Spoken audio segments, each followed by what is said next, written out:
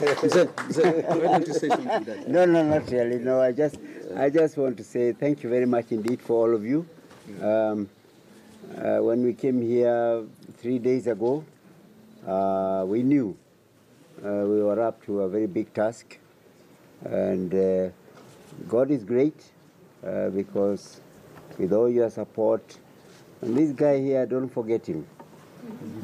This guy is a hard worker all the way. Please give me where is Willis?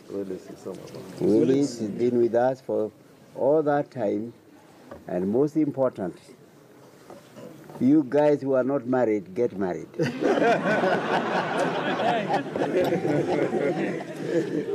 This girl has been with those scavenging people every corner they've gone to with Willis. She's been unable to sleep for all those 3 days. And as I say, if you are not married, get married. Now. Otherwise, thank you very much indeed for all of you, the media, the leaders from this country. You have shown there is a difference between politics and family. There's a difference between being a human person and a politician. The two must never be confused. And I'm afraid in this instance, I didn't see the difference. In fact, I saw people. Can you imagine a whole lawyer like of the name and seniority of James Orengo barred out there for hours? Not because he's coming for anything else, just to come and deliver a court order.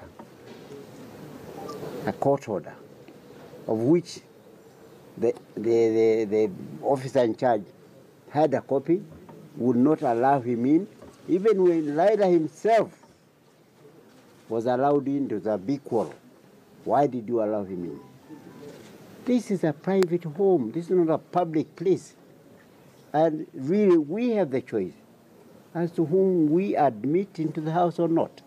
Yes. You can't, you the policeman, you the IG included, cannot choose whom we allow into our own house. And unfortunately, those differences have not been made in this instance.